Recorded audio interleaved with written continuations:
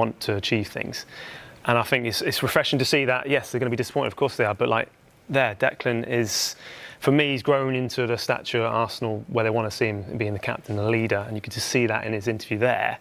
You can see how disappointed he is, clearly, but look, it's one of those where it's really fascinating to see, and it's, you know, give credit to him to coming out and actually being speaking. Do you see that, Jamie, as a positive, rather than finger pointing at anybody else, to actually, as I said, take ownership of a mistake? Because I think we have managers sometimes, they come out and they insult football fans, football people's intelligence by saying things that aren't the actual facts. If you go through it, this is my opinion, Declan Rice, when you've been booked, you don't get involved. Trossard, you've been booked, you commit another foul, it's a red card. Today, that's a red card. So you can't keep making these mistakes.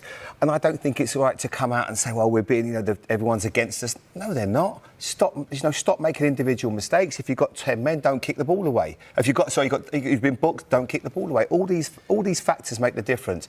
I thought it was a refreshing interview. It's a really, of course, it's a bad result. Is it damaging? Is it going to really harm their title-winning credentials? I don't yet believe so. I think this is going to be one of those seasons. We're not going to see 99 points like we did a long time ago with Liverpool, Man City. There's going to be a lot of mistakes this year. Teams are going to drop points.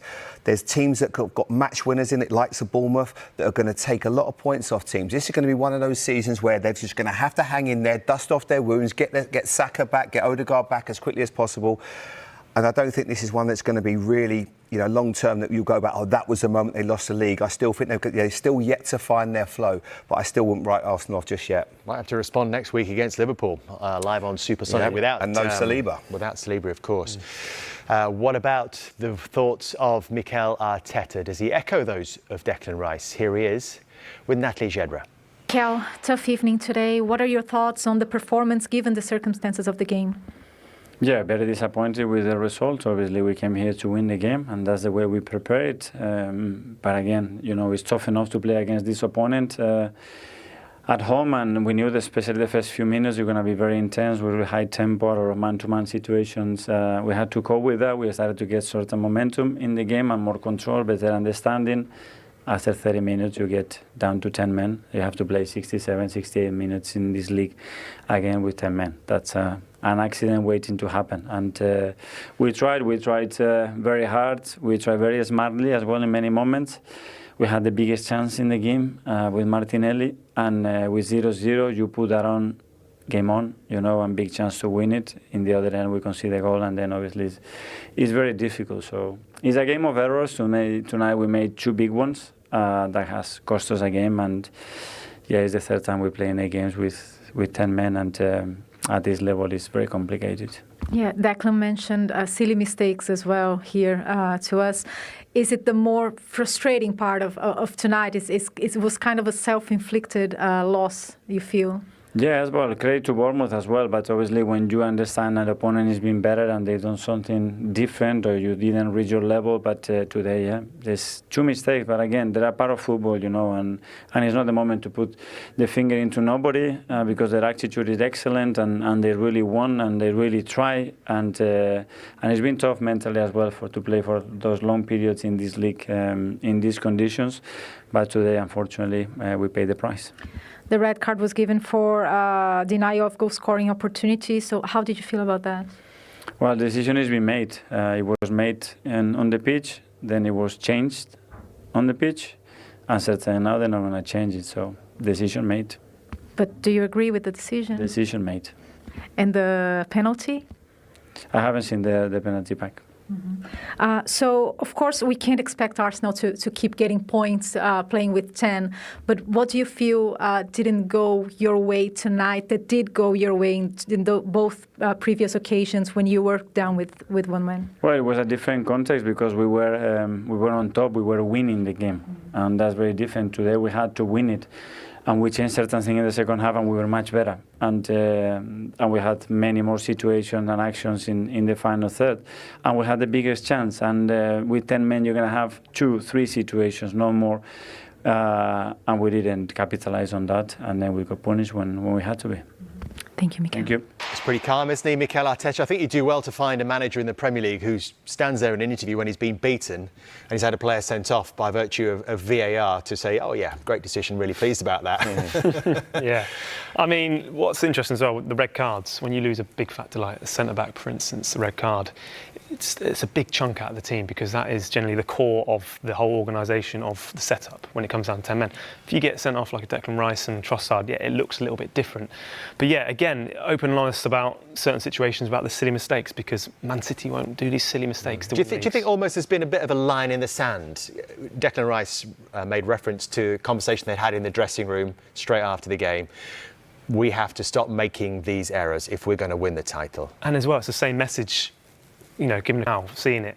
The players would have say, look, we need to respond in the same way. We all need to be in that same sort of mindset again and not be like Mikel was saying there, pointing fingers at people, because as soon as you get that in the dressing room, it disrupts everything. So I think Mikel will keep the steady ship because they've always been like that. And like you say, Jamie, it's a result, it's one result, but there's plenty of games still for Arsenal to win this league with, like you say, the amount of points. They ain't going to be like this year. That's for sure. Well, 89 was last year's tally. That can they get over that 90 threshold to really challenge and put pressure on Manchester City? Declan Rice referenced this really tough month, or a big month ahead for Arsenal before the final international break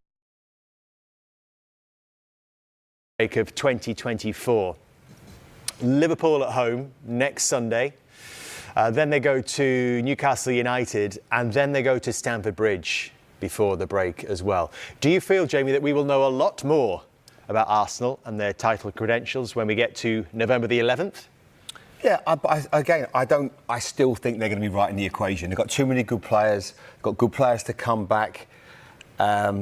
They are, of course, they're hard fixtures, but if you're in good form, you'll lick your lips at those fixtures thinking, great, you know, let's go everywhere we can go, we can win, we're confident. But the most important one is that one on the 27th of October. You're going to be out without William Saliba, your best defender. That's going to be a game where you're going to have to really dig in, show character, and make sure you get something out of that game. Because Liverpool are going to be looking at it now, and they're right in the equation as well. You have to think about it. They're the best three teams at the moment: Liverpool, Manchester City, and Arsenal. I would have three that I wouldn't have put Liverpool at the start of the year because with a new manager and everything and the changes that they've made. But they've had an excellent start to the season, and it shows you nobody's going to be perfect this year. You know, Rodri's not going to be playing for Manchester City. That is a massive leveller to everybody else. So they've just got to maintain a bit of calm. It's not going to be easy, and just make sure they can get back to winning ways as quickly as possible. Find some positives for Arsenal. Odegaard, we heard from Mikel Arteta yesterday, expect him to be playing before the next international break. I don't know if next week is going to come too soon, but the power that might give Arsenal by beating Liverpool at home. I was saying, but these games, any player asks them to get them up for these games is no problem at all. I mean, of course, the Champions League's the next one in the sort of market, and it's a reaction they want. They're not used to losing, particularly away from home. They've gone on such a long run now. This is the other side of Arsenal that we're going to see, and see if they've actually learned something different that they're going to be. And can a bloody nose sometimes actually drive you forward? Oh, without a question, yeah, absolutely. Because, like I say, it's one of those where they don't want to have that feeling again. So they're not going to make these silly mistakes again now, because they clearly said it to each other in that dressing room now, and they shared it with us. They will not be doing it again. I'll be very surprised if you're seeing players get sent off like that again. Just throwing it forward to Sunday, you think in terms of that back four, we think he'll go Gabriel or maybe Calafiori as a left-sided centre-back? I would probably move Calafiori in. The fact I'll be worried about Salah's pace, particularly because Calafiori is not the fastest, shall we just say. And look, it's one of those, he might bring in the experience of Zinchenko maybe just to sort of steady. We need probably a bit more talker for this sort of game who knows this sort of fixtures are really important. So look, Mikel knows, the best team, but look, it's one of those where they need to really get a result. That's for sure. Like you say, though, if you go, Zinchenko had a lot of problems against Salah last year in this fixture, so you have to make sure whoever plays left back, it's going to just that one player not playing disrupts everything. Could do it makes it so difficult. Could do a Timber getting back, but like I say, it's one of those they need players to get back sooner rather than later. There are still 90 points to play for, of course, but you just wonder, with the fine margins of Manchester City, how this may affect Arsenal. You never know with City and with Liverpool too, because those teams are mashing, and they win games every single time. So it's going to be very, very difficult. It's a long way, to win the Premier League, but that every single point is very important, very important if you want to win the Premier League, especially against City. They've been a monster for years now. And obviously it's the way they respond. They've got a Champions League game in the week, but Liverpool, to come without William Saliba now? Well, is it only one game? Yes. But it's some game to miss. I hope they will get back more players. I don't know about Odegaard or Saka. I think he will be there, but we have seen what happened, 2 years ago when they lost Saliba the last few games of the season, and they killed their help, to win the Premier League. So every single player who play in the first team, the spine of the team are so important for Arsenal. Do they have the option, to change? I'm not sure about a few players. Part of that spine is Declan Rice. Here he is with some Arsenal reaction. Declan, was it one of those days where things just didn't go Arsenal's way? Yeah, look, I think they're showing the chance that we had now on the TV just before they went up the other end and scored. Look, I think the matter of the fact is we've kicked ourselves in the foot 3 times now this season in 8 games, and we've got away with it twice, at home to Brighton, away to City. But not all the time luck can go your way, and in the end tonight Bournemouth kept probing, and they won 2-0. So look, I'm proud of us as a group of players, because to keep fighting and believing that we do, believe that we can win even with 10 men. I thought we played really well even with 10 men. But the naivety of it is that we've got to stop making mistakes. Because we won 11 players for 90 minutes, and that wins you football matches. So that's the way I'm seeing it today. Yeah, you mentioned the red card, of course, and during the season you faced this problem other times. Of course, we can't expect Arsenal to always get a point every time you get a player sent off, but what do you think you couldn't replicate tonight that you could do on the previous 2 occasions? To be honest with you, I think with 10 men we showed a lot of character and personality to stay in the game.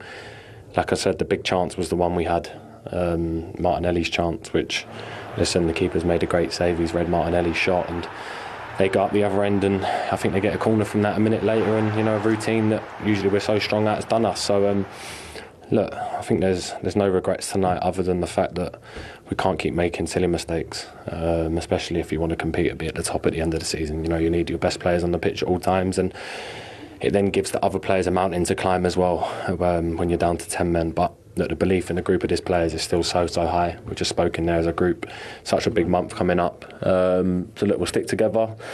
This is football. This is what happens. It's a roller coaster game. It's an up and down journey, and it's never going to be perfect. But the most important thing is that we stick together and we stay in the right direction. Thank you, Declan. Thank you. And 3 red cards already in 8 games. Well, it's hard to see that coming, but for me, when you look at the red card, I think especially the one today, I think there is no question about that. I think Saliba deserves to be sent off, definitely. So on top of it, when you play 10 against 11 and you give so many mistakes like this, you offer the victory to your opponent, so there is no hope to win that game. Yeah, I mean, I agree with that. I think when you allude to Arsenal's 3 red cards this season when they've not won the game, I think that's the first real one that's been forced upon them. The Rice one in the Brighton game and the Trossard one in the City game. They were really naive, stupid mistakes. This one was actually forced upon them. Yeah. I'm sure they've had a sit down in there and they've had a frank moment. And this afternoon, this night at Bournemouth, where after an international break they'll have wanted to gather some momentum for what is a huge month ahead, it might be positive in the long run, because they won't let their mentality slip again. They'll have been honest with each other, they'll have been open with each other, and I'm sure a few words have been exchanged in there, but they won't want to feel like that again this season.